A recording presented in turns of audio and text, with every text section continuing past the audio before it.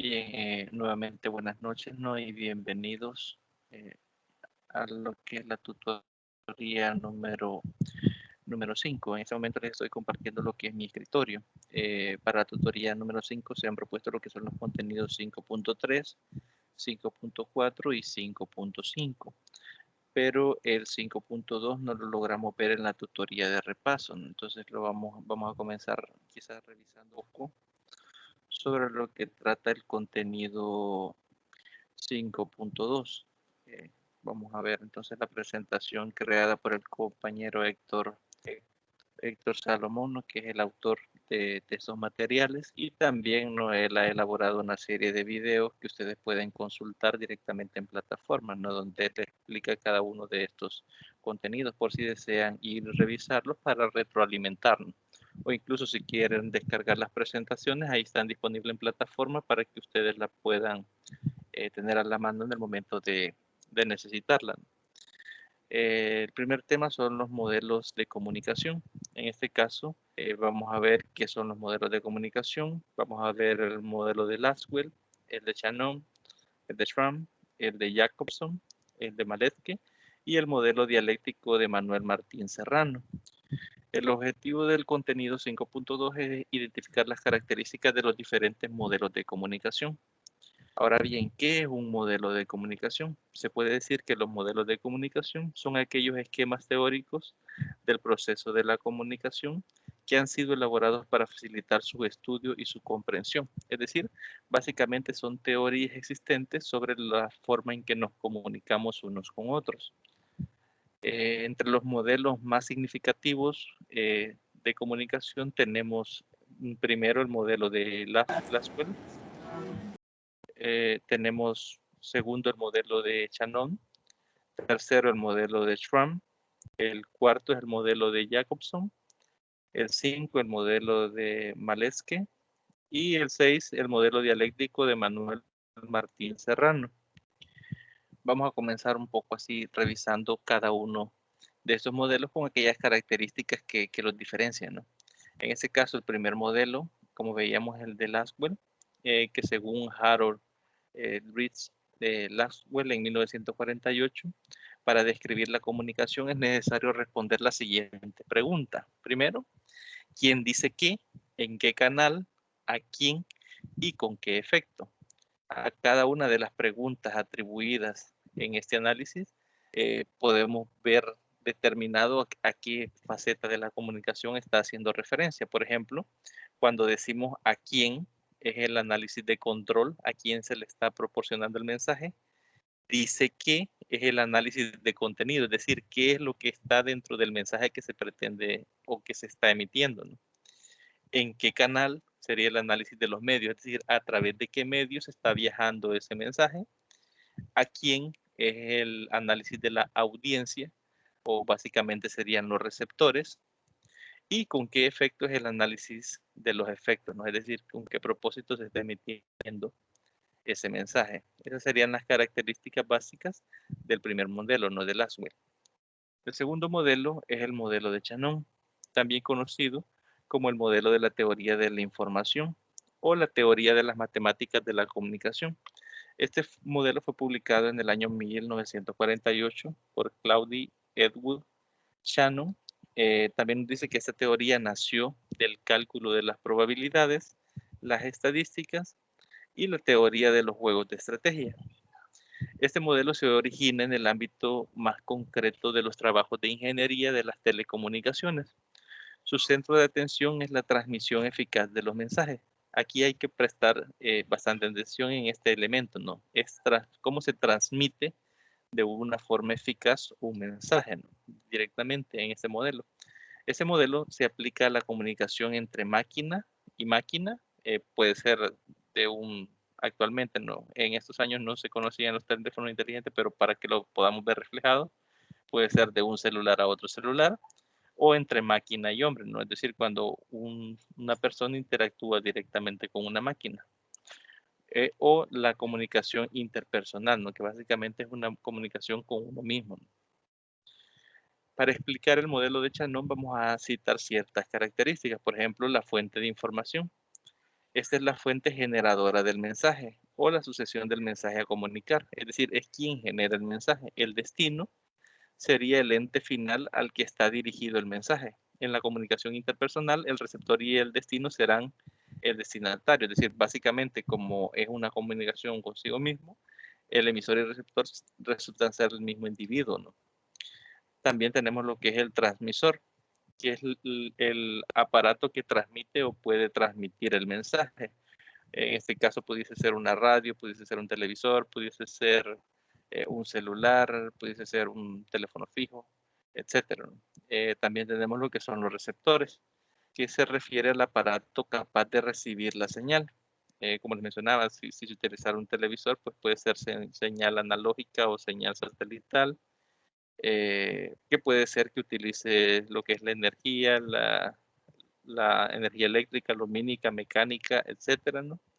También otra característica del modelo es el canal, que es el medio físico que permite la transmisión de la señal desde un emisor hasta un receptor. Y por último, el último elemento es la fuente del ruido, que son aquellas distorsiones o incorporaciones de elementos que no fueron proporcionados por la fuente del mensaje. Para que podamos entender quizás este último elemento, básicamente es todo lo que se genera dentro del mensaje que no está emitiendo. Como ejemplo, podemos ver, al menos en este momento, como nos estamos comunicando, ustedes puede que escuchen ruido ambiente, es decir, puede que escuchen sonidos generados por los vecinos, sonidos por los animales, tal vez por el ventilador, elementos que no son propiamente de quien emite el mensaje, que en este caso es mi persona, ¿no? Pero ustedes tal vez lo pueden percibir, pueden escuchar esos ruidos y por esa razón es que se habla de fuente de ruido, es decir, son esos elementos que no son propiamente generados por quien emite el mensaje. El tercer modelo es el modelo de Schramm, que fue desarrollado por Wilbur Schramm en 1954. Es conocido como el modelo de la tuba de Schramm. Este modelo corresponde al proceso de comunicación de medios de comunicación de masas. Cuando nos referimos a medios de comunicación de masas, podemos nombrar lo que es la televisión, la radio, actualmente las computadoras con el Internet, las redes sociales, ¿no? Pero básicamente antes que existiesen todos esos elementos de información, quizás hablamos más solo de lo que es la televisión y la radio, ¿no? Entonces, por eso habla de la tuba de Schwann. Dentro de las características nos dice que el emisor es la fuente quien emite el mensaje, recoge unos hechos concretos de la sociedad, los codifica, los interpreta y por último los codifican en forma de noticia, que será distribuida a un público masivo gracias a los medios de comunicación. Podemos observar actualmente, por ejemplo, los noticieros, ¿no? Para ellos brindar esa noticia, ellos primero hacen unas averiguaciones, luego hacen una redacción de esa noticia, que sería la forma en que codifican el mensaje para que nosotros lo entendamos. Recordemos que ese mensaje no está dirigido a una única persona, sino que está dirigido a mucho público en general. Entonces puede que las concepciones de algunos conceptos, de algunas palabras, no sean la misma para ustedes que para mi persona, ¿no? Entonces por eso a eso se le conoce como codificación, que es básicamente utilizar un lenguaje que todo mundo comparta, para que todos entiendan el mismo mensaje y le den el mismo sentido que es el que se pretende transmitir. El mensaje será recibido por muchos receptores, que es lo que estaba mencionando, ¿no? Que son los del destino, que descodificarán la noticia, la interpretarán según su parecer y además lo comentarán y desarrollarán con el grupo social de su entorno. Actualmente creo que esto lo estamos poniendo bastante en práctica. Básicamente, cuando recibimos noticias que son noticias impactantes, por ejemplo, actualmente con lo que se dio del asesino serial que se ha hecho tan famoso, ¿no? Por todo lo que engloba. Hay puntos de vista políticos, hay puntos de vista morales, hay puntos de vista de otra índole, ¿no? Entonces, ¿qué hacemos nosotros cuando recibimos la noticia? Primero nos impactamos, ¿no? Al imaginar la cantidad de personas que fallecieron, ¿no? Producto, o fueron asesinadas, mejor dicho, producto de esa persona. Pero luego hay discusiones tanto en nuestro círculo de amigos, con nuestros familiares, directamente con nuestro círculo social, las personas de nuestro entorno, de nuestro trabajo.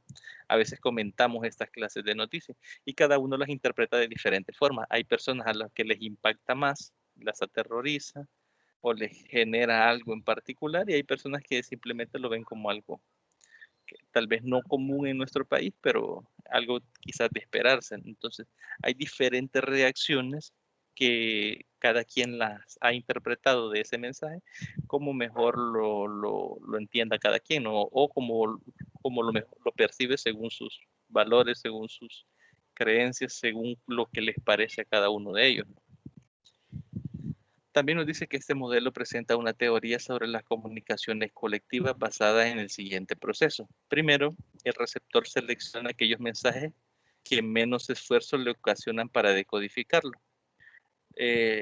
Lo que más llama su atención, lo que responde a sus necesidades de personalidad y lo que representan las normas y los valores de su grupo social. A veces vemos tantas noticias en diferentes medios de comunicación, pero la mayoría de esas noticias no nos llama la atención o no nos impacta tanto, ¿no? Como aquellas noticias que según nuestras normas, valores y nuestra cultura, lo que comentamos con nuestros círculos sociales, a lo que más le prestamos atención. Ejemplo de ello es, por ejemplo, valga la redundancia, las noticias deportivas. Cuando tenemos amigos que les gusta mucho los deportes, por ejemplo el fútbol, a veces ven las noticias únicamente para ver el apartado deportivo. O incluso a veces los vemos en redes sociales buscando noticias únicamente de deporte, ¿no? Y es porque es lo que ellos comentan, es la necesidad de informarse al respecto para poder tener algo que comentar con el círculo social que tiene los mismos intereses que nosotros, ¿no? También nos dice que para que el mensaje sea recibido con éxito, el autor señala una serie de pasos previos que hay que seguir. Primero, el mensaje debe hacerse de modo que llame la atención del destino. Segundo, la fuente debe emplear signos que se refieran a una experiencia común de la fuente y del destino. Y tercero, el mensaje debe despertar la necesidad de la persona, del destinatario, y sugerir maneras de satisfacerlas. A veces esas necesidades son necesidades informativas. Es decir, por ejemplo, comúnmente a veces el aumento de la gasolina, cuando escuchamos al aumento del pasaje, por ejemplo, que son noticias que nos llaman la atención porque a veces es nuestro día a día, ¿no? O un nuevo impuesto, por ejemplo, cuando se habla, no sé si se han dado cuenta, o se hablaba antes de las elecciones del aumento al IVA, que hablaban de, por ejemplo, cuando se menciona el aumento en la canasta, a veces son mensajes que despiertan en nosotros la necesidad de informarnos al respecto, de saber si esa información es cierta o no. Entonces, si se codifican los mensajes de acuerdo a cumplir una necesidad que es la que nosotros tenemos de informarnos, pues va a generar en nosotros la necesidad de estar recibiendo esos mensajes a través de los medios de comunicación masivos. El cuarto modelo es el modelo de Jacobson, que él es de origen ruso y durante la Segunda Guerra Mundial se estableció en Estados Unidos, donde dirigió y coordinó la cátedra de lingüística en las universidades e instituciones de prestigio, como por ejemplo Harvard y el MIT, que son dos universidades de las más reconocidas directamente de Estados Unidos. También nos dice que para Jacobson la comunicación se fundamenta en la lingüística. No sé si alguien iba a comentar algo, creo que alguien encendió el micrófono. No sé si alguien quería agregar algo. Bien. Hola.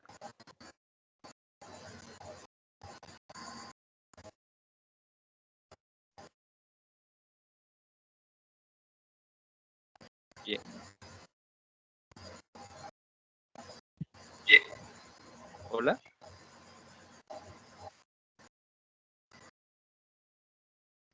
Bien, no sé si fue que se le encendió el micrófono. Bien, les comentaba que señala que en la comunicación las relaciones importan más que los elementos en sí.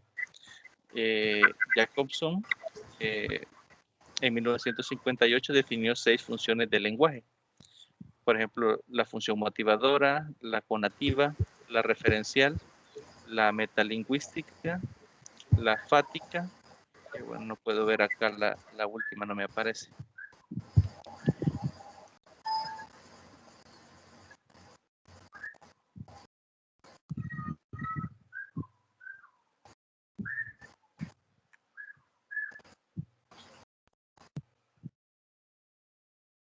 Bien, vamos a ver cada una de ellas. Por ejemplo, la primera es la función emotiva. Esta función está centrada en el emisor, quien pone de manifiesto emociones, sentimientos, estados de ánimo, etc. ¿no? Luego tenemos la función cognitiva. Esta función está centrada en el receptor y en el destinatario. El hablante pretende que el oyente actúe en conformidad con lo solicitado a través de órdenes, ruegos, preguntas, etc. El tercer punto o la tercera característica es la referencial. Esta función se centra en el contenido o en el contexto. Se encuentra en función generalmente de textos informativos, narrativos, etc. La cuarta es la función metalingüística. Esta función se utiliza cuando el código sirve para referirse al código mismo. El metalenguaje es el lenguaje con el cual se habla del lenguaje. Parece trabalenguas, ¿no? Pero tiene sentido. Es el lenguaje que utilizamos para hablar directamente del lenguaje. La quinta función es la función fática. Nos dice que esta función se centra en el canal y trata de todos aquellos recursos que pretenden mantener la interacción. El canal es el medio utilizado para el contacto. Por ejemplo, en este momento, el canal utilizado por nosotros puede ser lo que es la computadora, o si ustedes están conectados del teléfono, sería el teléfono, y el canal sería el internet, que es a través de lo cual nos estamos comunicando, ¿no? La sexta función es la función poética. Esta función se centra en el mensaje, se pone de manifiesto cuando la construcción lingüística elegida intenta producir un efecto especial en el destinatario, por ejemplo, gozo, emoción, entusiasmo, etcétera. Estos puntos a veces los podemos ver reflejado en las personas, por ejemplo, en los políticos, que a veces los vemos que se exaltan, ¿no? Para expresar el mensaje, que están tratando de darle eh, eh, una emoción, algo, le agregan algo para que tenga un efecto diferente en las personas. Esos efectos pueden ser gozo, emoción, entusiasmo, etcétera. Por ejemplo, podríamos ver algunos diputados, no me gusta hablar tanto de la política, pero para ejemplificar este punto, podríamos ver algunos políticos que cuando hablaban del presidente gritaban, se enojaban, simulaban, porque es raro que se peleen en un momento y al otro momento estén riendo, ¿no? Entonces lo hacían porque sabían que había una cámara enfrente y ellos trataban de emitir un mensaje, ¿no? Muchos se reían cuando hablaba de dictador, de esto, de aquello, pero lo que él trataba es que nosotros como audiencia, como receptores de ese mensaje, tuviéramos una reacción similar a la que él estaba teniendo contra el gobierno. Obviamente, dependiendo de los ideales, de los valores de cada persona, así va a ser si es que se adapta ese mensaje en ese sentido o no. Ya vamos a ver en el siguiente tema donde vamos a hablar un poco más a profundidad de esta clase de mensajes, ¿no? Que son a través de los medios de comunicación de masa. El quinto modelo es el modelo de Maleske. Este modelo fue propuesto por Gerard Maleske en 1963 y establece que la relación para entender la psicología de la comunicación de masas y de los procesos de comunicación colectiva se caracteriza por las influencias que generan las presiones particulares psicosociales sobre los procesos de comunicación. La comunicación se puede conceptuar como mensaje emitido por un comunicador que da lugar a una vivencia o un efecto en un receptor. Concibe la comunicación como un proceso psicosocial que articula las relaciones de influencia entre aspectos, bueno, acá no logro leer, entre aspectos o conceptos básicos. El modelo de comunicación, este modelo de comunicación nos emite, por ejemplo, un mensaje transmitido por un medio social que va orientado a provocar un efecto en el receptor. La comunicación produce un mensaje con determinaciones internas y externas a través del medio y el medio adapta este mensaje. El público recibe este mensaje a través de los órganos sensoriales que inducen a ciertos comportamientos. Por ejemplo, puede ser a través de la vista, a través del oído. Por ejemplo, lo que les mencionaba de los diputados, puede ser que el comportamiento que nosotros adoptemos sería optar una postura negativa hacia el gobierno por el mensaje que él está enviando, ¿no? Si tenemos unos valores y unas creencias similares a las que esta persona tiene, ¿no? Y si logra transmitirnos esas emociones. Lo mismo ocurre del otro lado. Si nos vamos del lado del gobierno o del presidente, mejor dicho, la mayoría de simpatizantes que están, digamos, de lleno apoyando, ven todo con buenos ojos. Y los mensajes que él envía, la forma en que lo hace, se adaptan y se adaptan de forma positiva. Nosotros lo tomamos como emisores de una forma positiva, ¿no? Obviamente no todo el mundo los toma así, sino cada quien, dependiendo de sus valores y sus percepciones, toma los mensajes de diferente forma. Los receptores son activos y son capaces de seleccionar aquellos que quieran que los afecte. Dicho de otra forma, aquellos mensajes que nosotros nos agradan, puede ser que nosotros decidimos si esos mensajes nos afectan o no. Entonces, según este modelo, nosotros como receptores tenemos la posibilidad de aceptar o adaptarnos a aquellos mensajes que nosotros queremos que nos cambien en algo, ¿no? O que nos lleguen.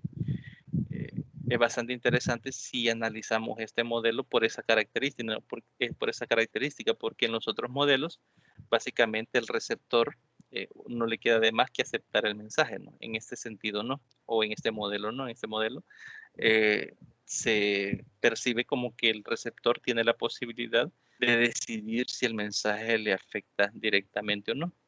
Luego tenemos el modelo de la comunicación. El profesor Martín Serrano, Manuel Martín Serrano, considera que el sistema de comunicación social como sistema finalizado es idóneo para ser estudiado con una metodología dialéctica.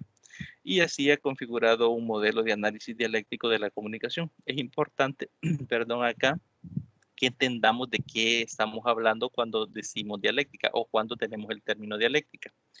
Dialéctica es un supuesto en el cual, por ejemplo, ustedes y yo nos comunicamos, yo propongo una teoría, una tesis, ustedes proponen una antitesis y junto de la tesis y la antitesis se forma lo que es la síntesis. Por ejemplo, si yo les digo, el agua siempre está en estado líquido. Esa es mi tesis. Ustedes proponen la antitesis y me dicen, el agua abajo de estas temperaturas ya no es líquida, sino que es sólida. Y arriba de esas temperaturas es gas, ¿no? Que se evapora. Entonces se forma una síntesis. Cuando yo les digo, entonces el agua que es mayor a esta temperatura y menor a estas temperaturas es siempre líquida. Si se fijan, eso es la dialéctica, es decir, generar una postura de una tesis, una antítesis y generar una síntesis a partir de la tesis y la antítesis. Entonces, ese es el modelo de comunicación, en este caso de Martín Serrano, que es basado directamente en la dialéctica, ¿no? Que es un modelo de análisis dialéctico de la comunicación a través de tesis y antitesis.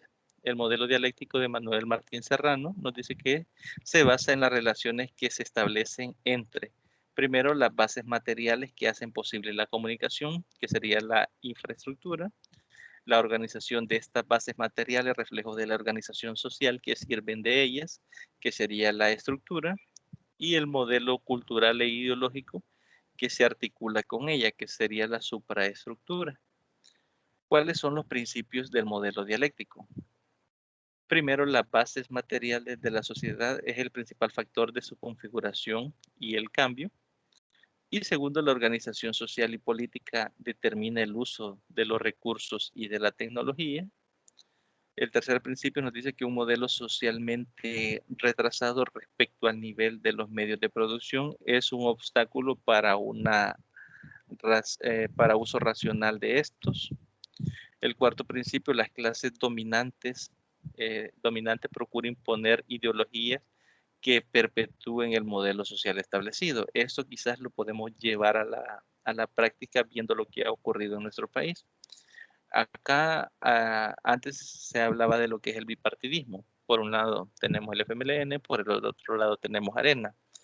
Se suponía que, o se supone actualmente que son contrarios, ¿no? Uno extrema derecha, el otro extrema izquierda, y no tenían puntos en teoría no tenían puntos comunes, pero ¿qué es lo que hacía esto? Lo que hacía este enfrentamiento entre estos dos grandes partidos políticos era mantener un modelo económico que ya estaba establecido, ¿no? Entonces, ganaba uno o ganar el otro, no cambió el modelo social y económico que se maneja en nuestro país. Por ejemplo, no sé si ustedes recordarán que cuando gobernaba Arena, durante las campañas, se hablaba de que si tenés dos vacas y gana el FMLN, te van a quitar una y te van a dejar una, porque todos tenemos que tener lo mismo. Haciendo alusión a las personas a que por ser de extrema izquierda se iba a convertir en un país, por ejemplo, como Cuba, como Venezuela, iban a adoptarse estos sistemas económicos. Obviamente, luego, por nuestra experiencia, vimos, ganó el FMLN y al final el modelo económico no cambió. Entonces, básicamente, en este modelo dialéctico, las clases dominantes, a través de los medios de comunicación de masas, procuran imponer una ideología y que esa ideología se perpetúe en el modelo social que esté establecido durante un cierto tiempo, ¿no? El quinto principio nos dice que en la medida en que se configure lo anterior, las demás clases adquieren una conciencia falsa de sus verdaderos intereses. Es decir, si se logra perpetuar lo que es un modelo social, todas las verdades que nosotros concebimos como ciertas pueden ser falsas, ¿no? Y con eso finaliza lo que es el contenido 5.2. No sé si alguien quiere agregar algo, algo que le haya llamado la atención, algún ejemplo que se le haya venido a la mente con la teoría que acabamos de revisar, pues perfectamente puede pedir la palabra y con gusto se le brinda el espacio.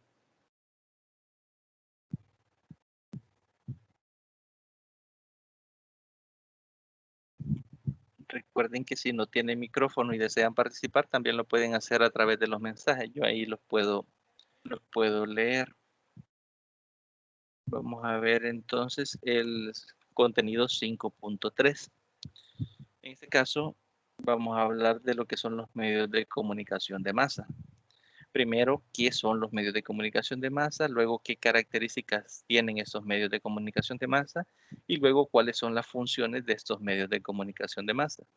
El objetivo de este contenido es analizar el papel que juegan los medios de comunicación directamente en nuestra sociedad. Primero, nos preguntaríamos qué son los medios de comunicación de masa. Nos dice que son aquellos medios tecnológicos que sirven para enviar mensajes que van dirigidos a una gran cantidad de público y que pueden atravesar grandes distancias en un mismo tiempo, ¿no? Ejemplos de eso, yo les mencionaba la televisión, la radio, el teléfono celular, tenemos actualmente lo que es el internet, que podemos llegar a, en forma, digamos, instantánea, transmitir un mensaje de un lugar a otro. Con este tipo de medios, el receptor pierde la característica de receptor individual y pasa a llamarse un receptor colectivo. Por ejemplo, cuando vemos la televisión, nosotros somos receptores colectivos, ya que no es una sola persona la que recibe el mensaje, sino que somos muchísimos, cientos, miles, y a veces hablan de índices de audiencia y así es como miden ellos que tantas personas aproximadamente los están viendo, ¿no? Entonces pasamos a ser unos receptores de forma colectiva. Por eso es que se llaman medios de comunicación de masa, ¿no? Porque llegan en el mismo tiempo recorriendo grandes distancias y nosotros no estamos juntos. Por ejemplo, yo puedo estar aquí en San Miguel, y usted puede estar en San Salvador, puede estar en La Libertad, puede estar en Morazán, puede estar en, qué sé yo, en cualquier, en Aguachapán. Entonces, el medio permite que el mensaje llegue a todas esas distancias de forma prácticamente instantánea y los receptores no están juntos, es decir, no están en la misma zona, ¿no? Dentro de las características de los medios de comunicación de masa, nos dice que los medios de comunicación transmiten abundantes mensajes a una masa anónima de receptores o a un público disperso. Estos se caracterizan por ser individuos o grupos separados geográficamente y por recibir a través de un medio de comunicación un mensaje público y abierto. Por ejemplo, cuando hemos visto las cadenas nacionales que han hecho los diversos presidentes que han habido en nuestro país, llegan a prácticamente a cada rincón de El Salvador. ¿No? Hoy en día todo el mundo tiene un televisor, entonces esos mensajes son abiertos y llegan a todas las personas, aunque estas personas no estén juntas, ¿no? Otra característica de los medios de comunicación de masa es que son generadores de opinión pública. Se entiende por opinión pública la forma en que cada sociedad opina sobre su forma de gobierno, su vida social, económica y cultural. Por ejemplo, ustedes y yo podemos tener diferentes puntos de vista sociales, diferentes puntos de vista económicos, puntos de vista culturales o del gobierno. Ustedes estén a favor del gobierno y yo en contra, o que yo esté a favor del gobierno y ustedes en contra, y generan opinión. Y esa opinión se ve reflejada también a través de los medios de comunicación. Por ejemplo, quizás para poner un ejemplo un tanto trivial, pero que está pasando actualmente, es con lo que les mencionaba del asesino en serie, ¿no? A la noticia del medio de comunicación, y algunos optan por el mensaje y decir no, el plan control territorial no está funcionando, y obvian parte de las declaraciones que se han dado, que dicen que hay cadáveres que tienen más de 10 años, y ahí se cae la tesis, ¿no? De que todos esos asesinatos han sido durante este gobierno, ¿no? Todas esas desapariciones. Entonces, si vemos, genera una opinión pública. Esa opinión es la opinión que tienen ustedes, que tengo yo, que tiene su vecino, que tiene su hermano, su tía, su mamá, etcétera, ¿no? Y genera que comentemos a raíz de esa noticia, ¿no? La tercera característica es la comunicación de masas. No presupone un intercambio mutuo de mensajes, sino que transcurre en un solo sentido. Se puede dar el caso de que el comunicador busque el feedback o la retroalimentación para comprobar el efecto del mensaje entre los receptores. Por ejemplo, si ustedes ven la televisión, ven las noticias, ustedes no responden a los mensajes que los medios de comunicación los están brindando. Únicamente puede ser que los acepten, los rechacen o no les genere ningún estado, ¿no? Directamente del mensaje recibido. Pero puede ser que al medio de comunicación sí le interese saber cómo fue captado el mensaje. Por ejemplo, durante las elecciones es bastante común ver lo de las encuestas, ¿no? Entonces, a veces los medios de comunicación también sirven para difundir propaganda política. Entonces, a veces los partidos políticos compran estos espacios para anunciarse. A veces los vemos en los carteles, en la calle, los vemos en los periódicos, los vemos en las noticias, los vemos en anuncios en la televisión. Y a veces ellos mismos hacen estas encuestas para verificar como retroalimentación si ha cambiado alguna tendencia. Por ejemplo, si un candidato tiene una aceptación del 90% o del 80%, vienen y comienzan a tirar noticias falsas sobre este candidato y luego pasan una encuesta para ver si se ha captado o se ha modificado la intención de voto hacia esas personas. Entonces ahí vemos que puede influir de forma positiva y también de forma negativa. Dentro de las funciones de los medios de comunicación de masa está la vigilancia del medio. Nos dice que se refiere al servicio periodístico de recoger y difundir información. Según Laswell, los medios también actúan como centinelas en cuanto que detectan el peligro, suministran información útil y formulan advertencias. También de vigilancia política, informando al ciudadano sobre asuntos políticos y ejerciendo un control sobre los poderes políticos y gubernamentales. Creo que este punto nosotros no lo hemos quizás visto tan palpable en nuestro país, porque siempre los medios de comunicación han estado en favor, o en la mayoría de los gobiernos que hemos tenido la oportunidad de observar, han estado en favor de los gobiernos. Incluso han salido algunas noticias que algunos periodistas reconocidos han recibido dinero de parte de los gobiernos para no brindar información, no brindar a la población lo que son las noticias de lo que está ocurriendo políticamente hablando en el quehacer del país, ¿no? Entonces, el rol que debe tener el medio de comunicación de masas en ese aspecto debe ser de vigilancia, ¿no? decir, informativo, ¿no? Que el ciudadano esté informado de lo que está ocurriendo en asuntos políticos. También tenemos lo que es la función de correlación de partes. Los medios ofrecen explicaciones e interpretaciones para ayudar a los ciudadanos a comprender el significado de lo informado. A veces no basta con que se desarrolle la noticia, sino que hay comentarios a veces de los mismos periodistas, ¿no? Por ejemplo, si vemos un noticiero, es bastante común que dan el reportaje y al final del reportaje aparece el periodista dando el mensaje, ¿no? Es decir, explicando lo que se dio a entender durante el reportaje. Esto es por si alguno logró en ese rol informativo, ¿no? Para que llegue a más gente. Lo hacen a través de editoriales, comentarios, artículos de opinión o reportajes con el fin de favorecer al conocimiento, ¿no? La tercera función nos habla de lo que es la transmisión del legado cultural. Los medios transmiten información sobre la sociedad misma, la historia, las normas y los valores. Actualmente creo que son pocos los canales televisivos en los cuales vamos a ver esta utilización de los medios de comunicación en este sentido, ¿no?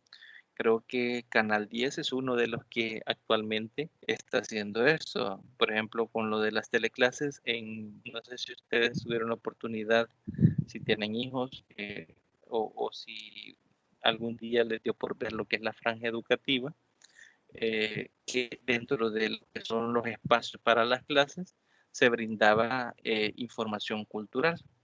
eh, por ejemplo, de la selección, de cuestiones que han pasado en nuestro país, por ejemplo, de en la guerra, en medio de las clases sociales a veces ponían pequeños documentales de qué fue lo que ocurrió con el conflicto armado, información relevante. Y es para informarnos de la cultura, de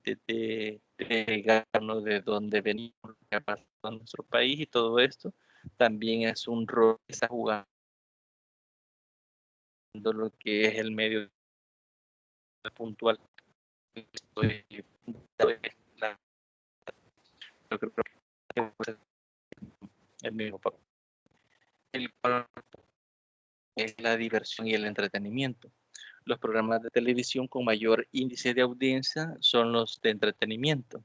¿Por qué? Porque a la mayoría van en busca de una distracción. Por ejemplo, usted llega cansado de trabajar, usted ha tenido un día pesado, no va a querer ir y sentarse y ver únicamente noticias. No debe de haber algún programa que le llame la atención. Por ejemplo, puede ser un partido de fútbol, puede ser una novela, puede ser una serie, puede ser algo, ¿no?, que le distraiga de ese día a día que a nosotros a veces nos pesan, ¿no? Entonces, esa es la función que tiene, una de las funciones que tienen los medios de comunicación de masa, ¿no?, que es directamente generar diversión y entretenimiento al público. También nos dice que la televisión sigue siendo la principal fuente de diversión masiva.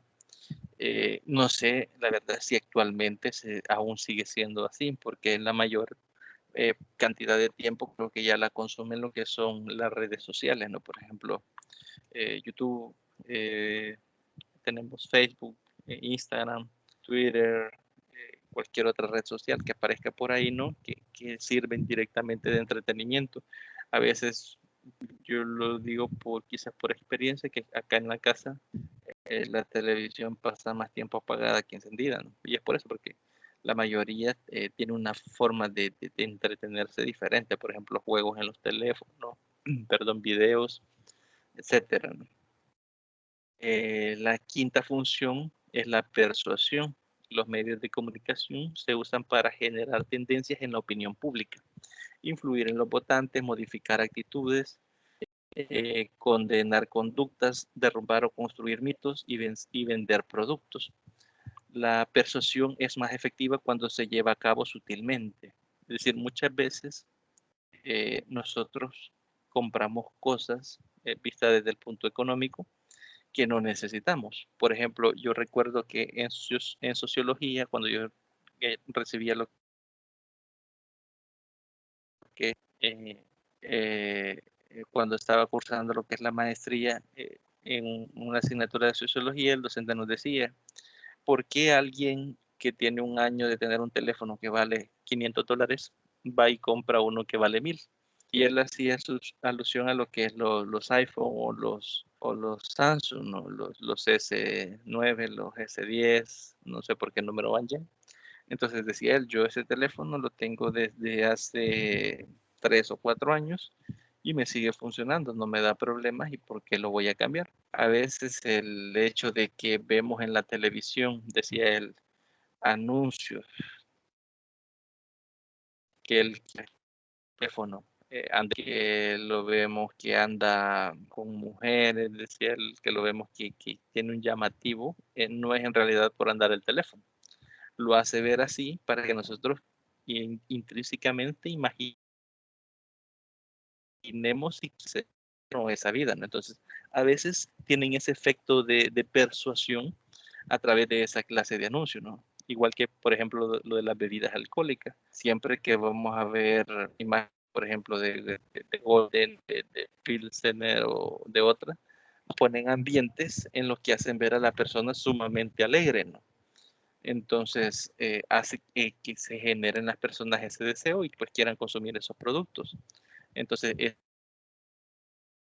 ese es obtener directa y no únicamente apartado económico, únicamente haciendo que deseemos comprar esos productos, sino que también a través de opinión pública, influir directamente en lo que es nuestra conducta a la hora de votar, y tú a favor o en contra del gobierno, y tienen unas tendencias en ese sentido, ¿no? Por ejemplo, visto lo que ha pasado en la última elección en nuestro país, nos hemos dado cuenta que de algunos diputados del FMLN, de Arena, han criticado la utilización de fondos públicos para lo que es la campaña política, ¿no?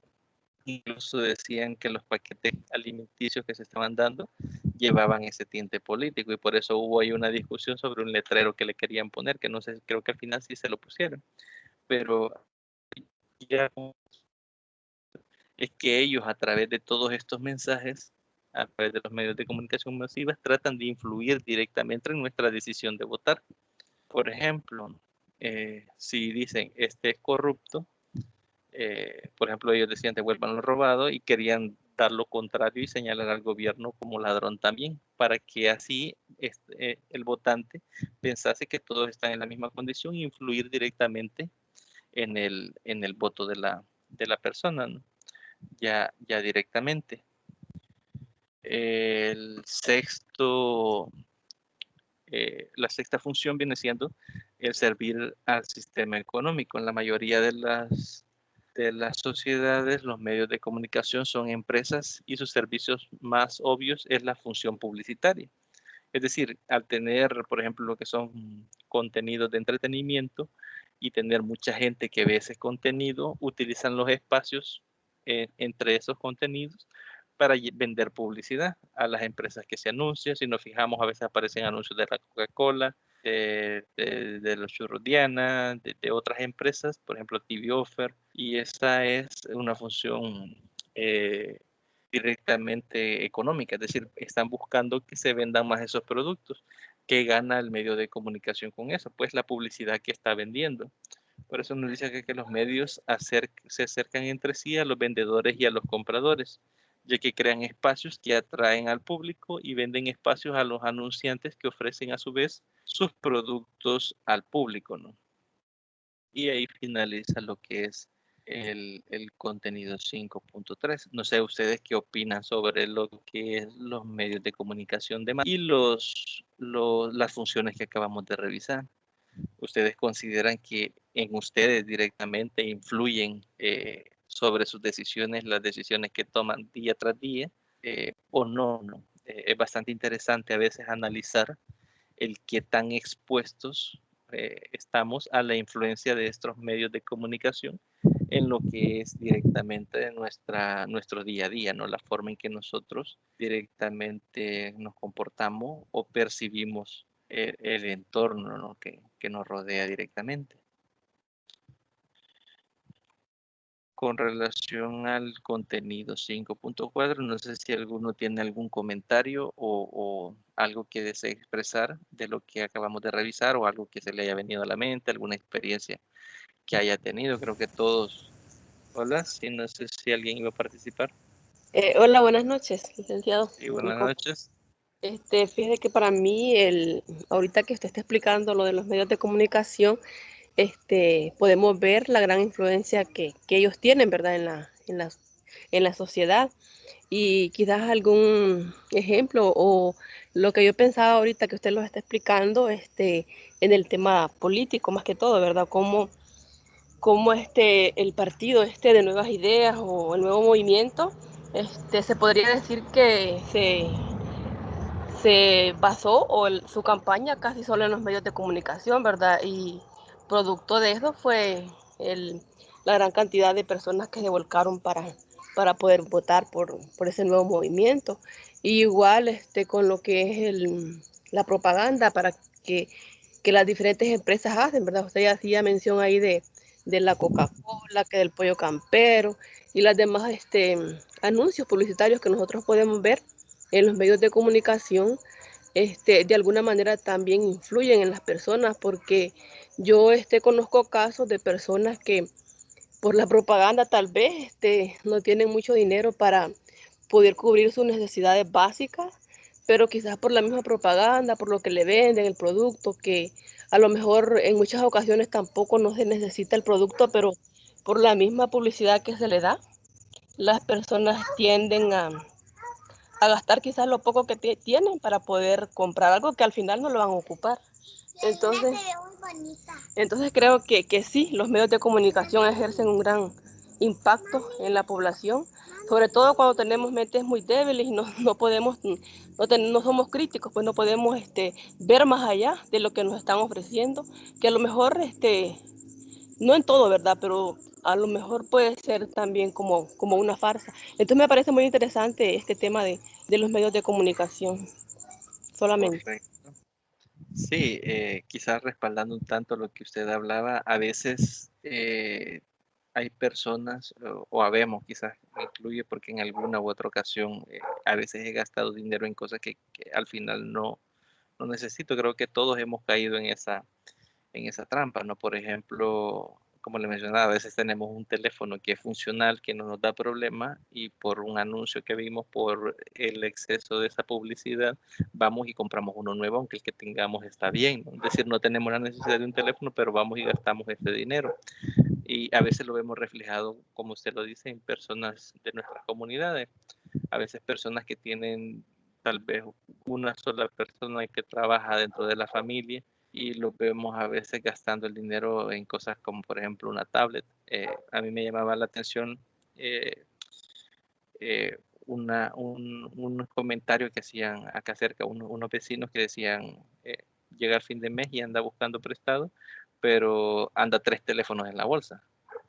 Entonces, viéndolo eh, fríamente con el tema que estamos abordando, a veces sí caemos en eso de comprar productos que directamente no necesitamos o que no les vamos a dar la utilidad, digamos, para la cual están diseñados, ¿no? Pero caemos en ese error de caer en los mensajes que nos llegan directamente por los medios de comunicación. No sé si alguien más desea participar o realizar algún aporte, pues se les agradeceré. Creo que Daisy, ¿verdad? Fue la que realizó el aporte. Muchas gracias, Daisy, por el aporte. Bien, si no hay más participaciones, pues pasaríamos. Hola, no sé si alguien iba a participar. Creo que escuché que aperturaron micrófono. Sí, sí, licenciado. Perfecto. Sí, díganos. Este, Algunas veces los medios de comunicación hasta pueden causar desinformación. Por ejemplo, en el caso de acá de Chalchuapa, de esa masacre que hubo, se generó un montón de información en las redes sociales que es falsa, ¿verdad? Y decían que Sí, había una cantidad de cuerpos que en realidad no se habían extraído. Y muchas personas que andaban buscando a sus familiares se abocaron acá. Y como son temas sensibles, muchas veces se comparten en redes sociales, aunque sean falsos, sin medir el alcance que estos van a tener. Solamente. Correcto.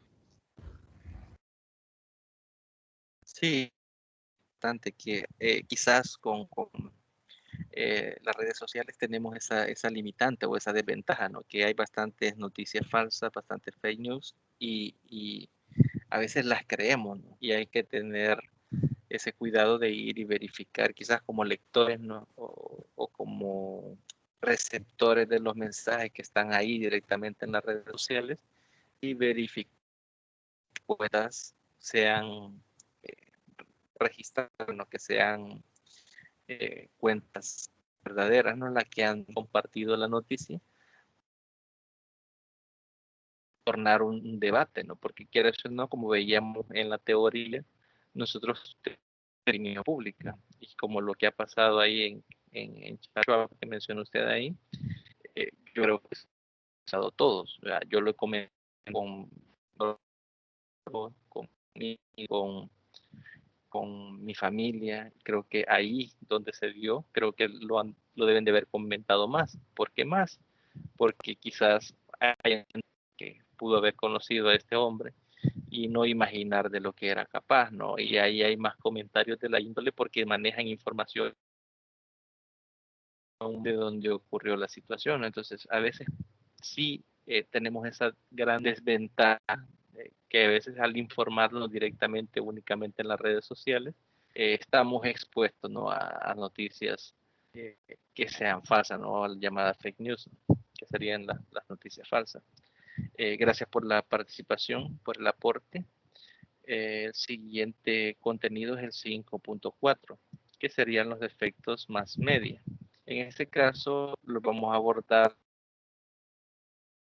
los de comunicación de masa, las teorías sobre los efectos de los medios de comunicación de masa, preguntas para reflexionar directamente sobre los medios de comunicación de masas. El objetivo de este contenido es identificar los efectos de los medios, de los medios de comunicación masivos de las personas y de los grupos sociales.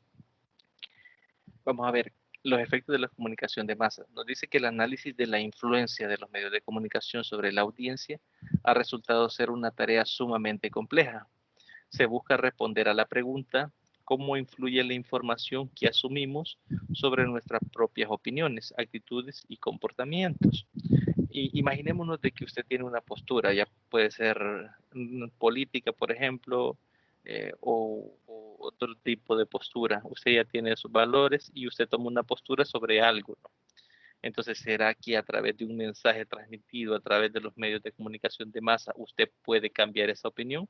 Puede que le influya directamente en la forma en que usted actúa, puede que le influya directamente en su comportamiento. Entonces es importante que nos preguntemos si estos medios de comunicación de masa tienen o no esas influencias sobre nuestras opiniones, actitudes y comportamientos. ¿Por qué es importante? Porque así nosotros sabremos si estamos siendo víctimas de la manipulación de estos medios o no, ¿no?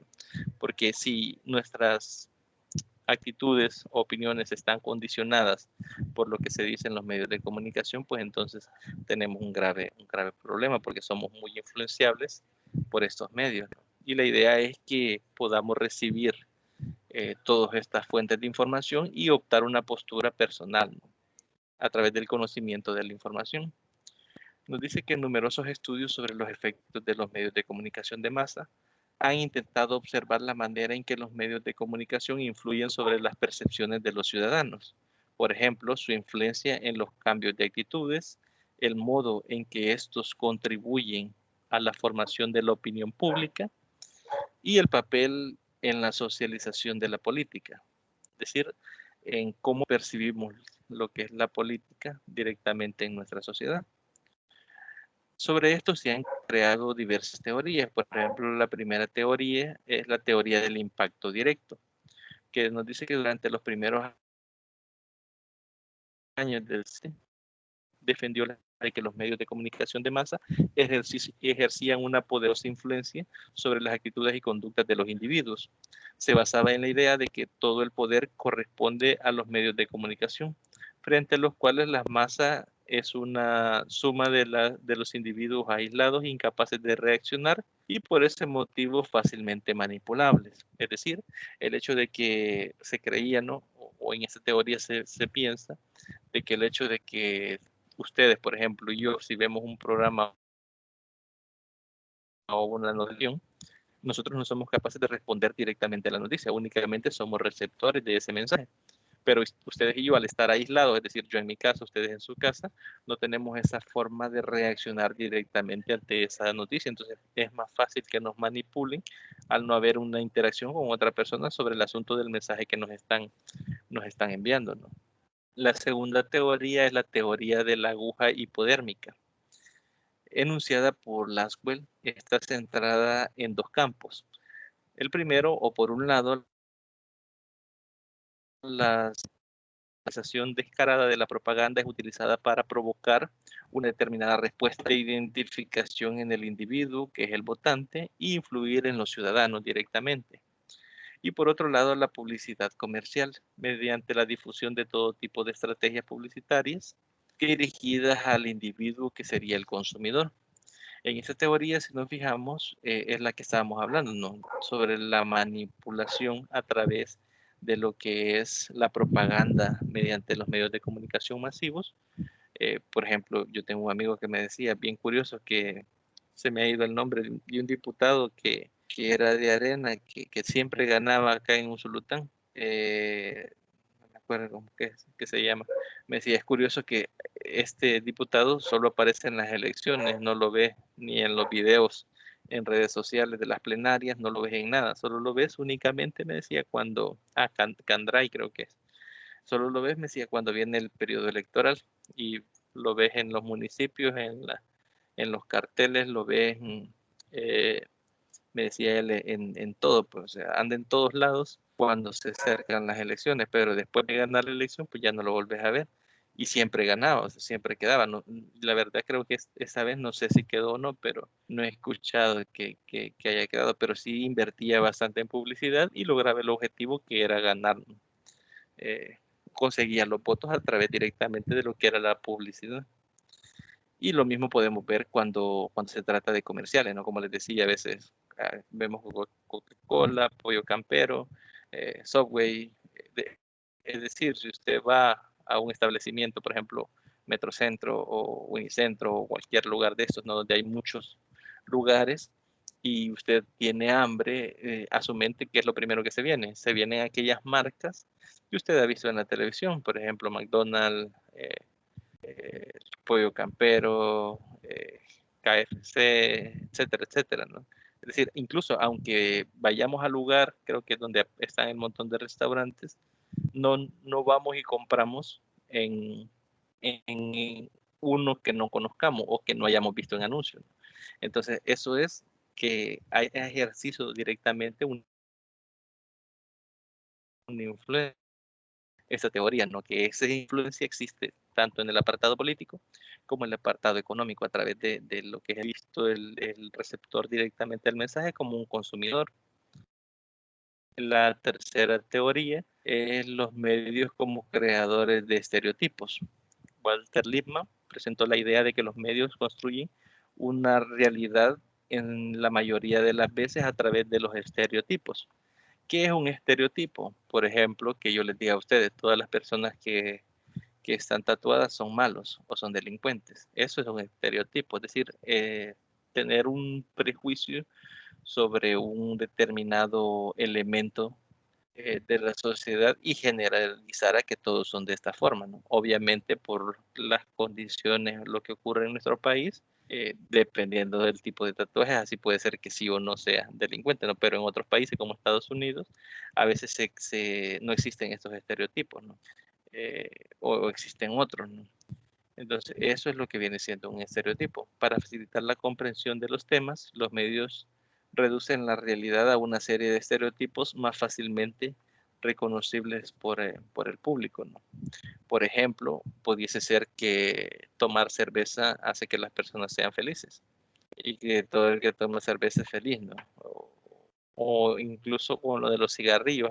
Hoy, últimamente, creo que no he visto tanto anuncio de cigarro, pero antes yo recuerdo bastante de Marlboro, que no sé qué, y había, ¿no? Esa cuestión de producir esos estereotipos, ¿no? Que incluso muchos menores de edad cayeron en eso, de que el más cool era el que fumaba, el que tomaba, etcétera, etcétera, etcétera. Entonces se crearon esos estereotipos que directamente la sociedad reconocían.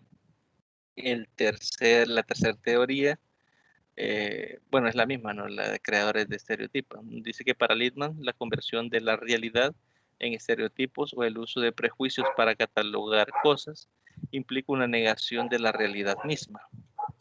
La mediación ejercida por los medios entre realidad y público supone una reducción de la realidad, ya que el público asume la realidad creada y seleccionada por los medios. Es decir, nosotros a veces no creemos esos estereotipos que han sido creados directamente por los medios de comunicación masivos. La cuarta teoría es la teoría de los efectos limitados. Esta teoría estudia el fracaso de los intentos de persuasión.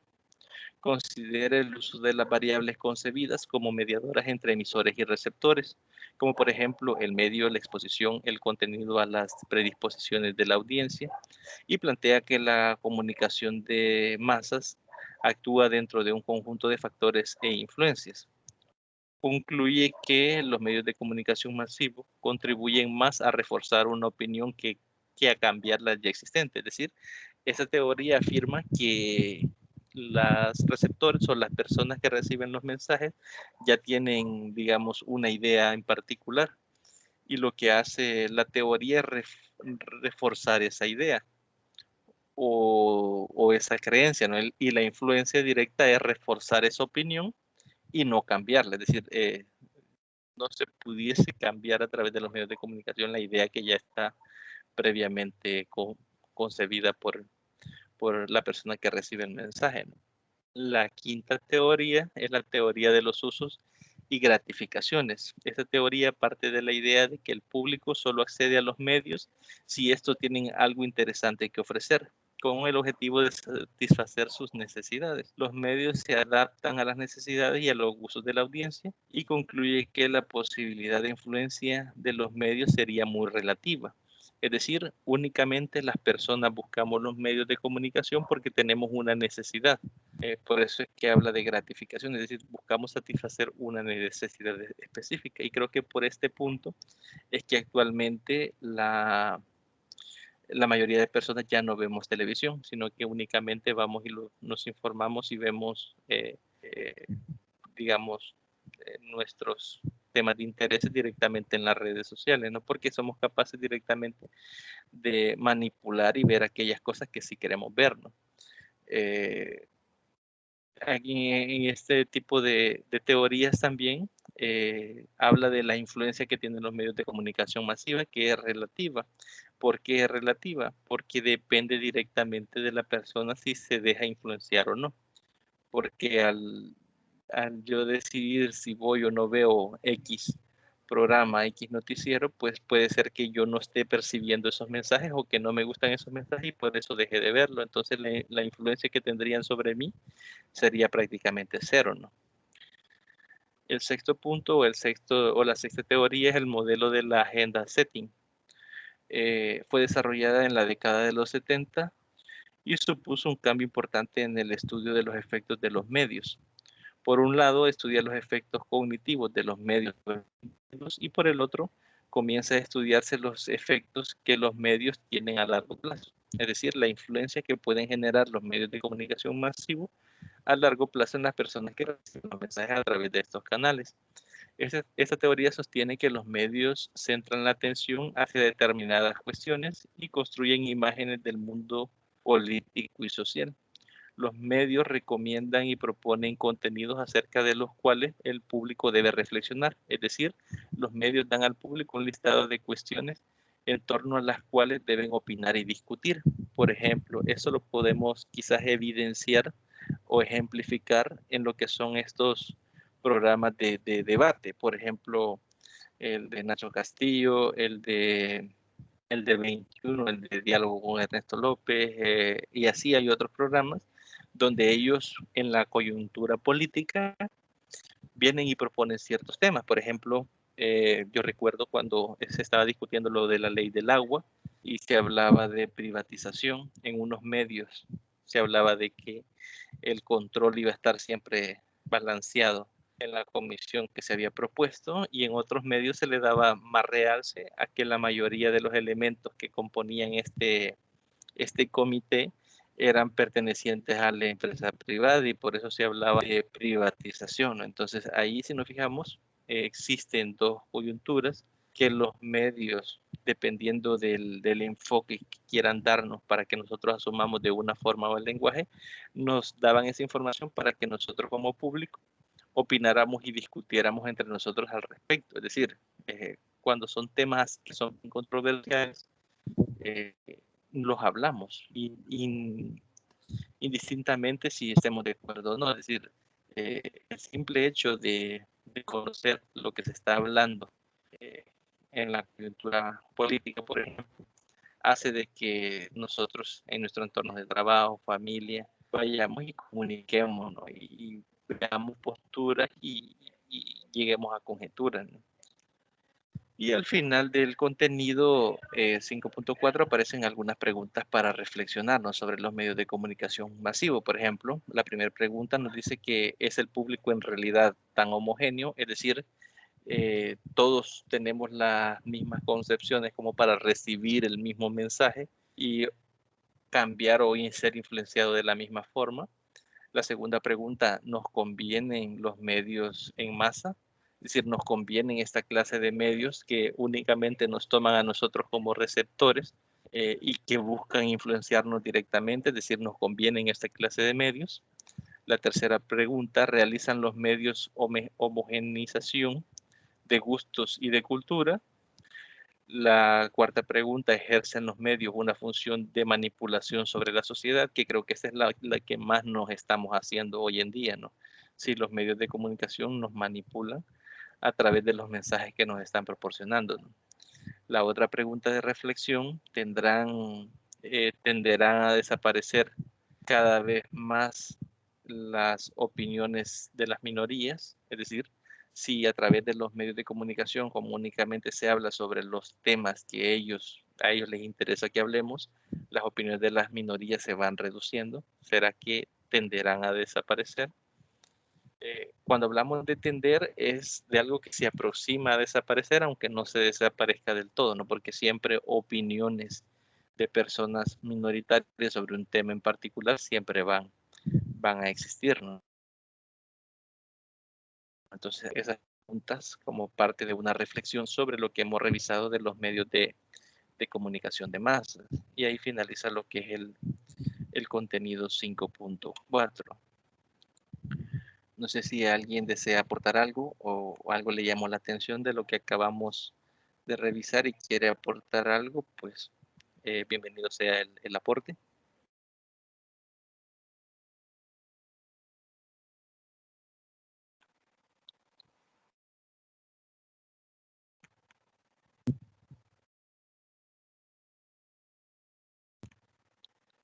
Si no, vamos a comenzar con lo que es el contenido 5.5, que es el último contenido propuesto para abordar en la tutoría del día de ahora. Ese contenido nos habla de lo que es la nueva comunicación. Y la nueva comunicación de Palo Alto, que ya vamos a ver por qué se le llamó Palo Alto. La comunicación humana, principios de la escuela de Palo Alto, conceptos de la escuela de Palo Alto y el interaccionalismo simbólico. El objetivo del contenido básicamente es describir las características de la nueva comunicación. Y vemos lo que es concebido como la nueva comunicación de Palo Alto. Nos dice que a mediados de los años 70, un grupo de investigadores del Instituto de Salud Mental de Palo Alto, California, por eso se le llamó Escuela de Palo Alto, inició sus estudios en el campo de la comunicación como una nueva manera de verla, entenderla y aplicarla.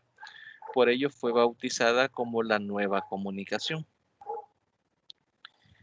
En ese tiempo el modelo matemático de Shannon y Weber ocupaban el centro de la escena. un grupo de psiquiatras, lingüistas, antropólogos, sociólogos, matemáticos, entre otros, planteaba la necesidad de elaborar un nuevo modelo de comunicación propio para las ciencias humanas, que constituya una alternativa al modelo lineal de la teoría matemática y el enfoque de la comunicación. Las autoridades más representativas de la escuela de Palo Alto eran o son Gregory Bateson y Paul Watzlawick y Don Jackson, que fueron denominados como los miembros del Colegio Invisible. ¿Por qué fueron denominados con este nombre? Dado que no contaban con una sede universitaria única y formalizada, es decir, no contaban con una sede directamente eh, respaldada por una universidad. Entonces, por eso le llamaron lo que es el Colegio Invisible o lo que es la Escuela de Palo Alto. También eran conocidos como la Escuela de Palo Alto por el nombre de la localización ubicada en las afueras de la ciudad de San Francisco, en Estados Unidos, en lo que se instaló el Mental Research Institute, eh, institución en la que comenzaron a trabajar en común con algunos de sus miembros fundadores. Establecieron dos consideraciones básicas de la comunicación, las cuales son: primero, la esencia de la comunicación reside en procesos de relación e interacción. Y segundo, todo comportamiento humano tiene un valor comunicativo. Es decir, incluso el quedarnos callados, como lo decíamos en la tutoría de repaso, está proporcionando un mensaje, nos está brindando un mensaje. Esta escuela no solo se ocupaba de los fenómenos comunicativos emitidos a través de los medios de difusión o de los medios masivos, como la televisión y la radio, sino que estudiaba la comunicación humana, es decir, entre iguales o entre personas, en el sentido en que se habla de relaciones humanas como la esencia de la sociedad. Es decir, la sociedad básicamente es la comunicación que se da entre las personas que pertenecen directamente a la sociedad. De acuerdo con Luhmann, todo lo que es comunicación es sociedad. La comunicación se instaura como un sistema emergente en el proceso de civilización. Los seres humanos se hacen dependientes de este sistema emergente de orden superior y pueden elegir los contactos con otros seres humanos. Este sistema de orden superior es el sistema de comunicación llamado sociedad. De hecho, algo que podemos ver respaldado en esa teoría o convalidando el hecho de que esta teoría es cierta, es la necesidad continua que tenemos nosotros de las redes sociales. El hecho de que si yo pregunto quiénes de ustedes tienen, por ejemplo, WhatsApp, quiénes tienen Messenger, creo que la mayoría o todos lo tienen. ¿Y por qué? Porque ustedes tienen una necesidad comunicacional. Es decir, ustedes tienen necesidad de comunicarse, por ejemplo, con su mamá, con su papá, con sus hijos, con sus tíos, con su primo, con sus amigos, con sus compañeros de trabajo, incluso con sus jefes. Y es esa necesidad comunicacional la que nos hace ser parte directamente de lo que llamamos sociedad, ¿no? El pertenecer a este grupo y poder comunicarnos con todo ese entorno, ¿no? En ese sentido, la comunicación es la que construye la sociedad, dado que genera relaciones entre colectivos humanos y entre estos con el entorno llamado sociedad. Por ejemplo, en Facebook podemos ver, por ejemplo, grupos afines.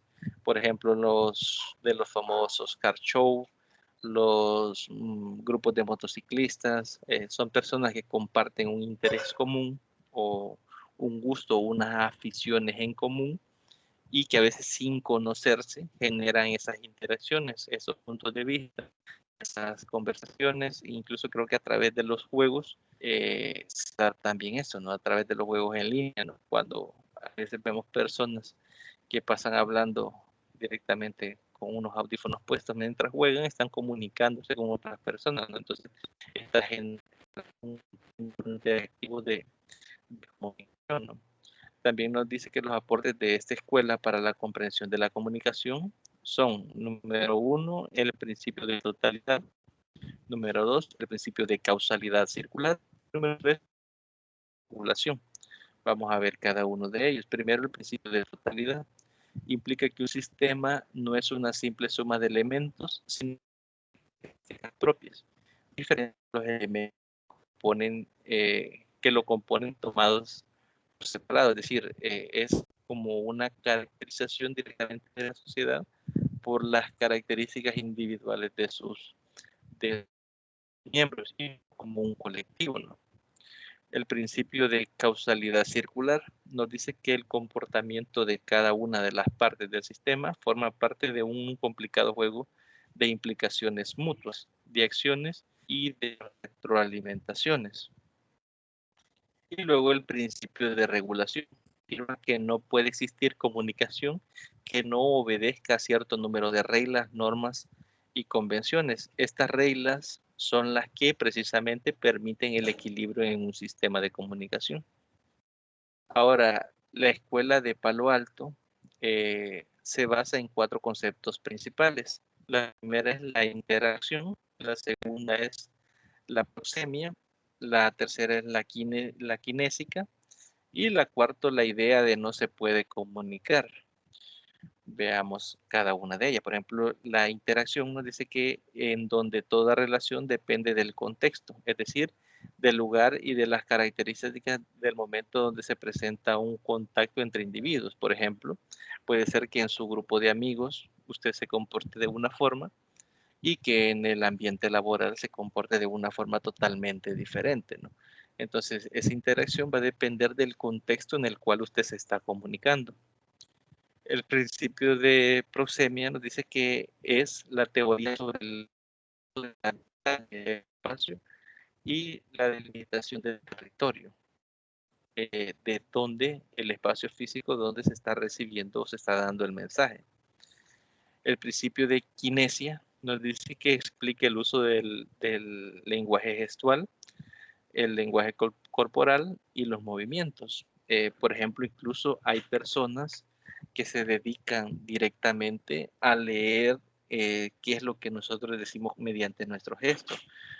Tal vez no verbalmente, pero sí mediante la forma en que nos comportamos. Por ejemplo, a los que les gusta el fútbol, puede que en alguna ocasión hayan visto que han llevado expertos a analizar la gestualidad, por ejemplo, de algún entrenador, de algunos jugadores, etcétera. Yo recuerdo haber visto de un entrenador, no recuerdo el nombre del entrenador, llevaron a alguien, creo que era Ancelotti cuando estaba en el Real Madrid, a que analizara directamente qué estaba diciendo con su lenguaje gestual. Por ejemplo, yo recuerdo que decían por la forma en que se mueve, eh, como no está quieto en la silla, decía el profesional, quiere decir de que no está cómodo con la pregunta. O el hecho de resoplar también genera o significa incomodidad, ¿no?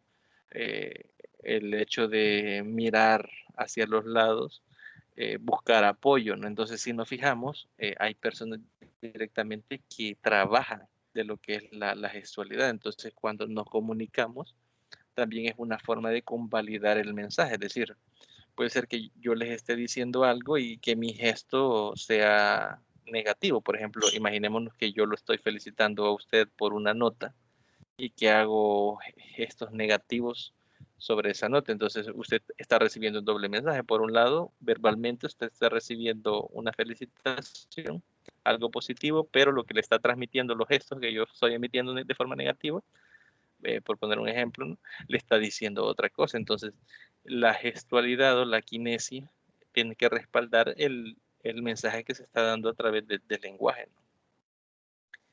Y el cuarto concepto es la idea de no se puede comunicar. Es el concepto propio de esta escuela y afirma que todo individuo que esté presente en presencia de otro está comunicando, incluso al no estar hablando, ¿no? Es decir, mediante la kinesia se está comunicando. Un mensaje siempre se está recibiendo de la otra persona, ¿no? El hecho de estar con otra persona implica participación e interacción, aunque no exista, repito, una comunicación verbal. Por ejemplo, cuando ustedes van conduciendo un auto, a veces el hecho de levantar la luz está incidiendo en una comunicación que tal vez no es mediante palabras, pero que sí se entiende un gesto, ¿no? O cuando cedemos el paso, no es necesario a veces decirle que pasen a las personas, pero lo entienden, ¿no? Entonces hay cuestiones que no están directamente en el lenguaje, pero que existe una interacción con otra persona y que está habiendo una comunicación. También nos dice que la interaccionalismo simbólico es una de las teorías de las que se basa la Universidad Invisible o la de Palo Alto, ¿no? Que propone que hay que pensar la sociedad en términos de interacciones entre sujetos, dado que la comunicación es la base de todas las relaciones.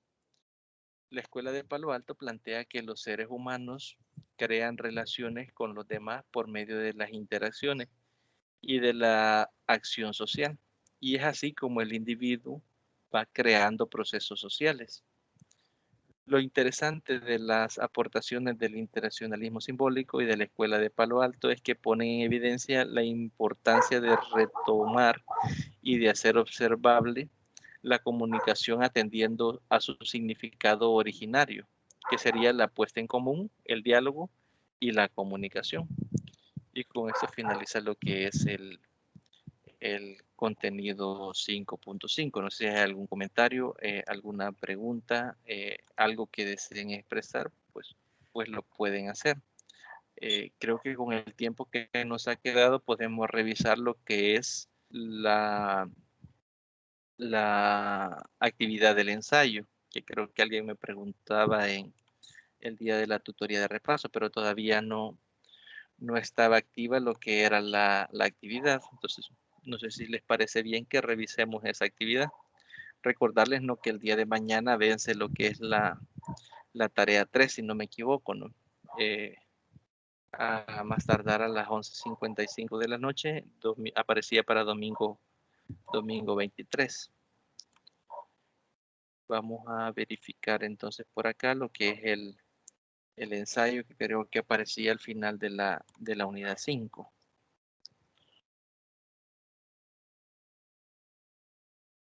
Bien, aquí está lo que es la rúbrica y lo que es la consigna para el ensayo, ¿no?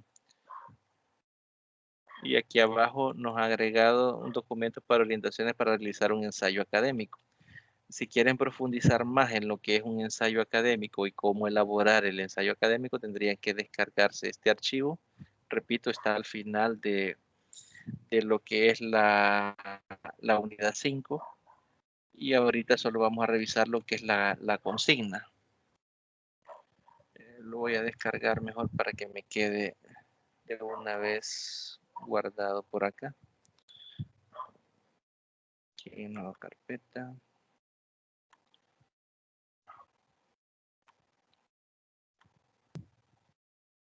Lo abrí siempre.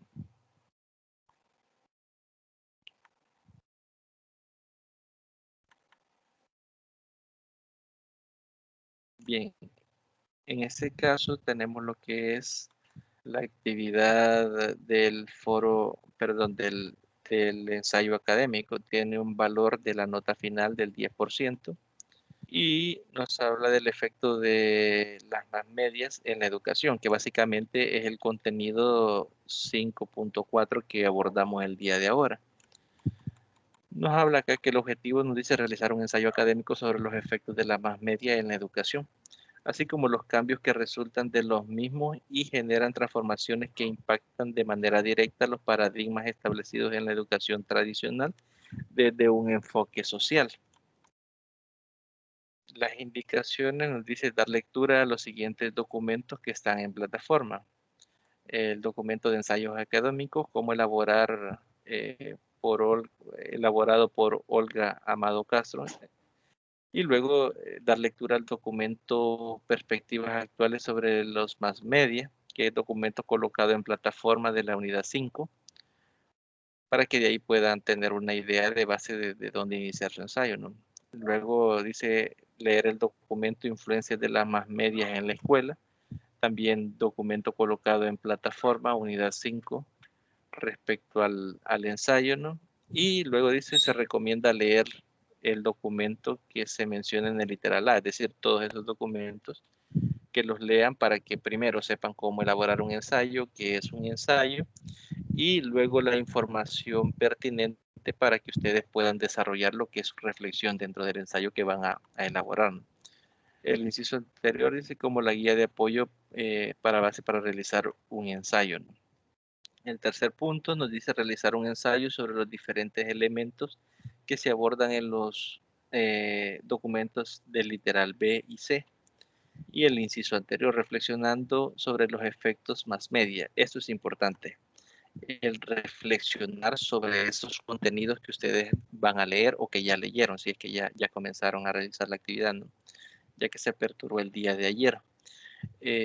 Cuando hablamos de reflexión, es sobre la lectura que ustedes han realizado, el impacto que ustedes creen que ustedes crean que han tenido los más medios directamente en lo que es la educación y directamente en lo que es la educación tradicional, ¿no? Que la educación tradicional básicamente es cuando el estudiante es un mero receptor y el docente es el único dueño de la verdad, es quien guía la clase, es quien decide el rumbo que va a tomar cada uno de los contenidos que se van a abordar, ¿no?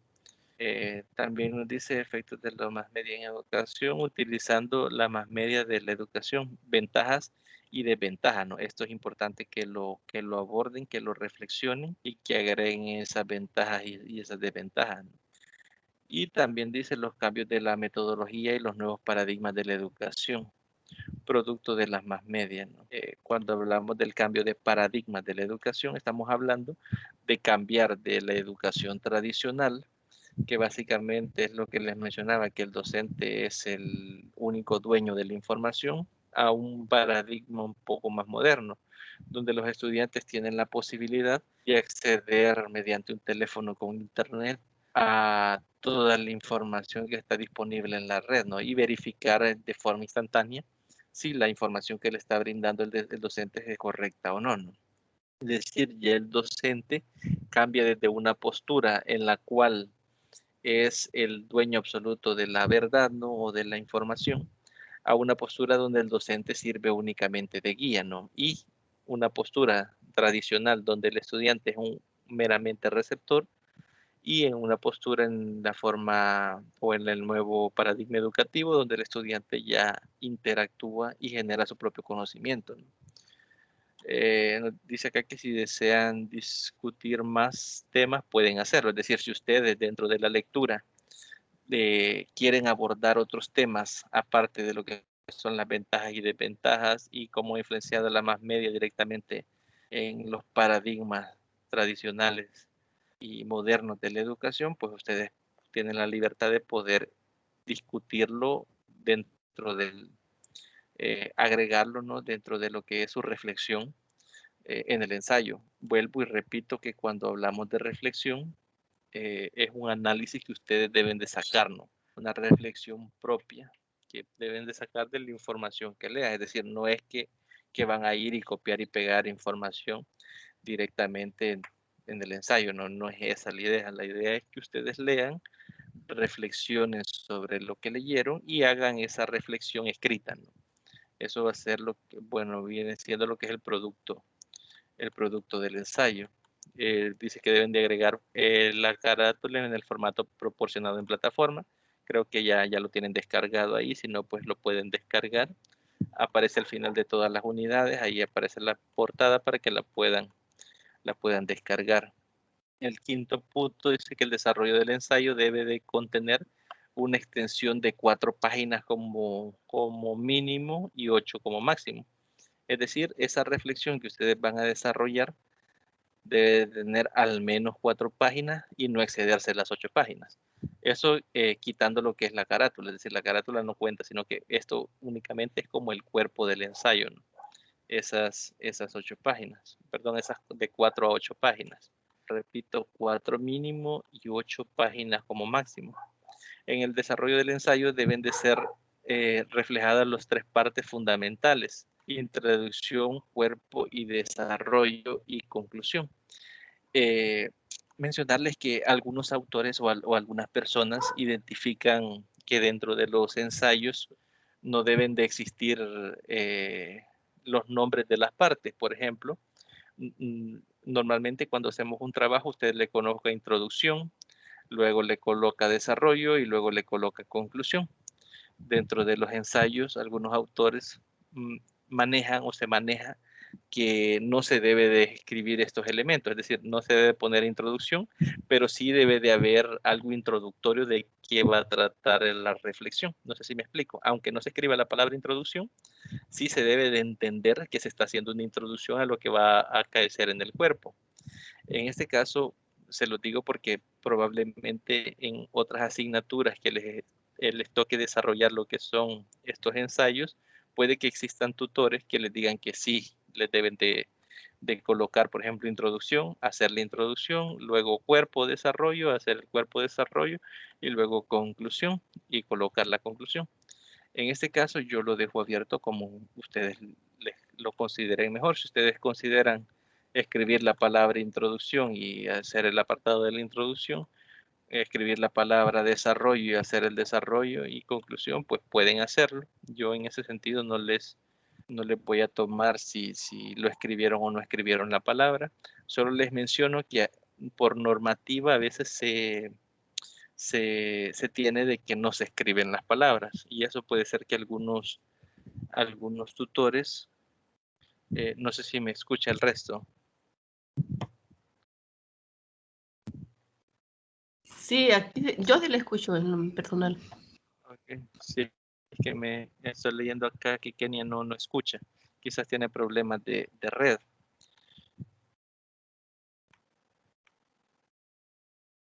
Porque si usted me escucha debe ser que hay algún bajón de red. Perfecto, Rebeca. Bien, continuando, ¿dónde íbamos acá? Les estaba mencionando esto, ¿no? De los introducción, desarrollo y conclusión. Ustedes, quizás como recomendación que yo les doy en otras asignaturas, cuando se les deje un ensayo, ustedes pregúntenle a su tutor si necesita que le escriban introducción, cuerpo y desarrollo, o conclusión, o si lo pueden desarrollar. No es que no va a llevar introducción, sino es que la introducción no va a llevar la palabra introducción, sino que va a ir todo junto en párrafos, ¿no? En párrafos separados, ¿no? Entonces, como les menciono, de mi parte, pueden escribirle las partes porque a veces pasa de que, por ejemplo, hay quienes creen que hicieron una introducción al cuerpo y a veces esa introducción es más parte del desarrollo que introducción como tal. La introducción básicamente es las partes que va a contener el desarrollo. Por ejemplo, ustedes pueden decir en una primera instancia será una reflexión sobre las ventajas y desventajas de esto, en una segunda parte esto, y básicamente se describe lo que se va a encontrar uno en el desarrollo. Y al final ustedes pueden poner en conclusión, se puede llegar a y estas reflexiones, ¿no? Siempre y cuando mejor dicho, siempre que sea respaldado con las teorías que se han leído, ¿no? No es que nos vamos a inventar todo lo que vamos a decir ahí. Tiene que ser una reflexión producto de la lectura que ustedes hayan realizado, ¿no? El séptimo punto debe presentarse de forma individual en un archivo de Microsoft Word, aplicando el siguiente formato. El tamaño de papel carta con márgenes izquierdo superior y izquierdo de 3 centímetros, derecho y inferior de 2.5. El tipo de fuente debe de ser verdana, tamaño 12 cuerpo, tamaño 14 subtítulo y tamaño 16 los títulos. El interlineado debe de ser 1.5 sin espacios entre uno y otro párrafo.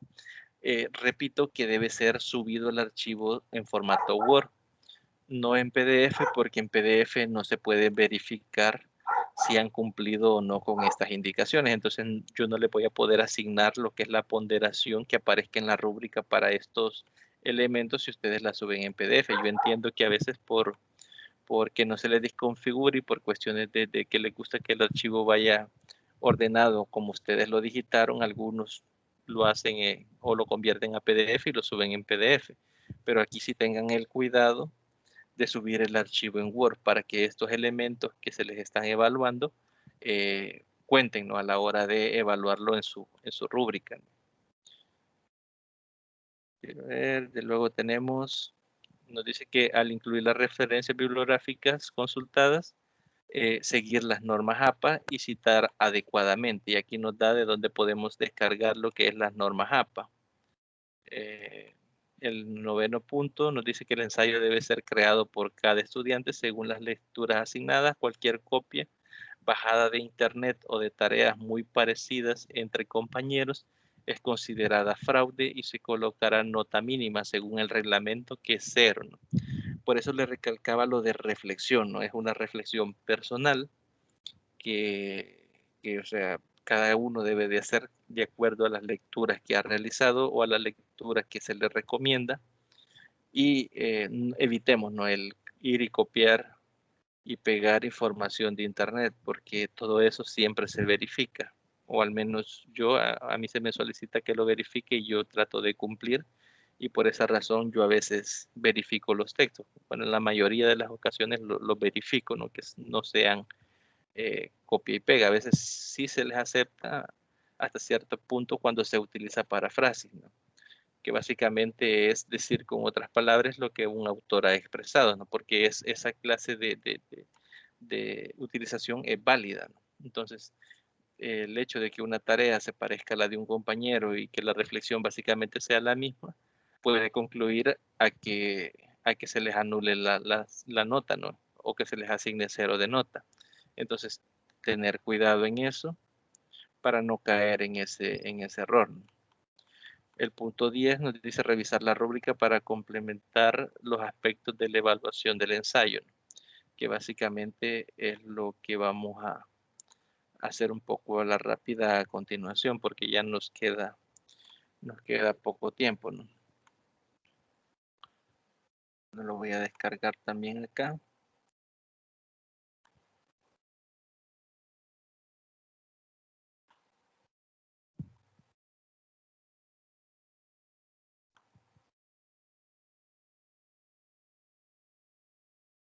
Bien, si se fijan en este caso, la rúbrica es un poco diferente a las que hemos trabajado en las demás actividades. Por ejemplo, acá aparecen los apartados, ¿no? Introducción, el desarrollo y, y lo que es las conclusiones, ¿no? Y luego tenemos las referencias y el formato, ¿no? En este caso, vamos a revisar algunos de ellos. Para la introducción, dice, establece claramente el objetivo del ensayo, es decir, usted tiene que redactar un objetivo y especificar cuál es el objetivo de ese ensayo, ¿no? Justifica y plantea la idea que quiere defender.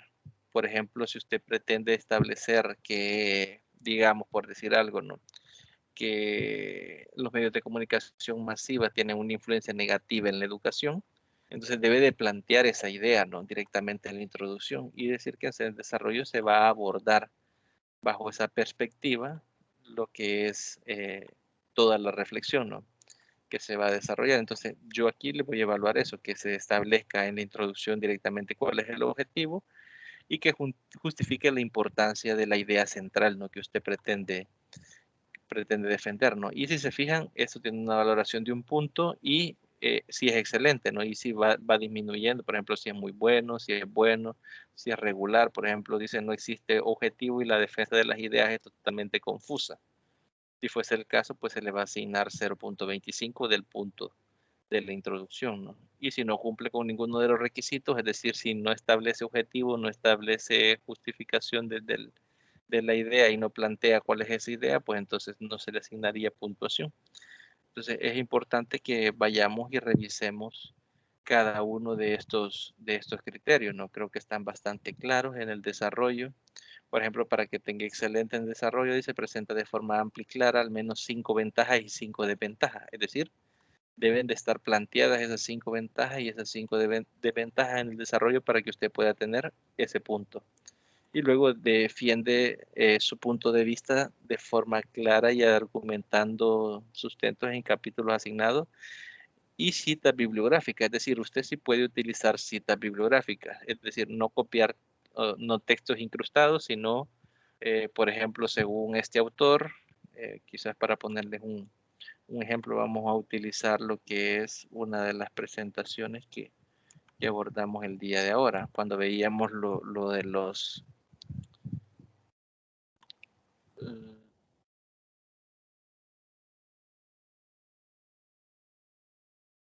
esta 5.2. Vaya, una cita básicamente, vaya, por ejemplo acá, según Harold Laxwell en 1948 para recibir esto, lo que dijo es, esto es una cita. Es decir, usted puede poner, según este autor, lo que dijo el autor y luego argumentar usted con la base de esa cita. Esto sería una cita, básicamente esto, lo que está sombreado ahí. Por ejemplo, para escribir la comunicación es necesario responder la siguiente pregunta. Y bueno, tendríamos que escribir la pregunta, ¿no? Y luego nosotros tendríamos que reflejar la cita. Es decir, eso sí se puede hacer, copiar esas citas, sí se pueden incluir. Y de hecho se están calificando acá, ¿no? Que las citas sean extraídas directamente del capítulo que se han asignado para que ustedes lean.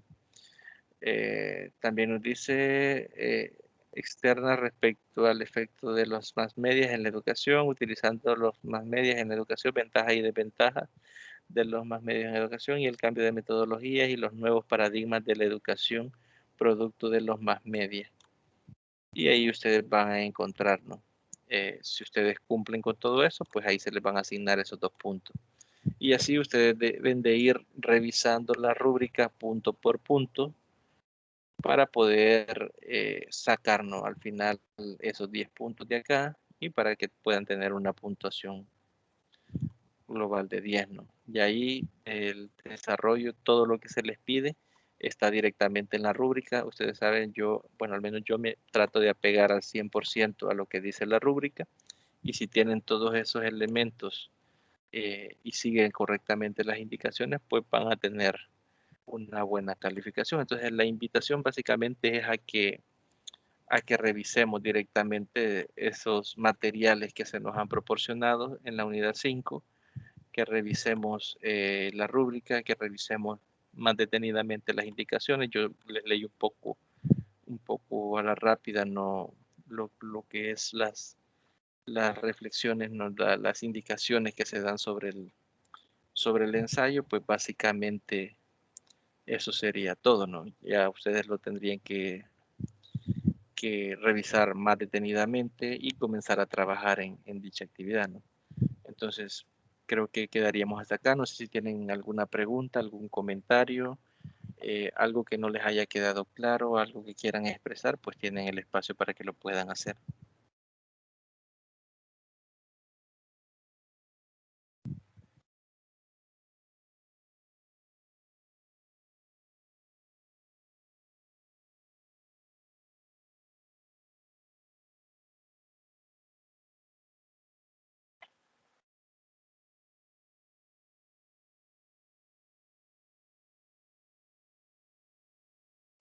Bien, dice Rebeca Saraí, por mi parte todo claro. Perfecto, Rebeca. Bien, entonces si no hay consultas ni comentarios, lo dejaríamos hasta acá. Les agradezco por las participaciones a los que han participado, por la puntualidad a los que se conectaron puntualmente y por haber estado presentes. Cualquier cosa, ya saben, pueden consultarme sus dudas o sus inquietudes en plataforma, correo institucional, mensajería en plataforma. Yo voy a estar pendiente para tratar de solventar cualquier duda que pueda surgir, ¿no? Sin más que agregar, pues creo que lo dejaríamos hasta acá y les deseo una muy feliz noche.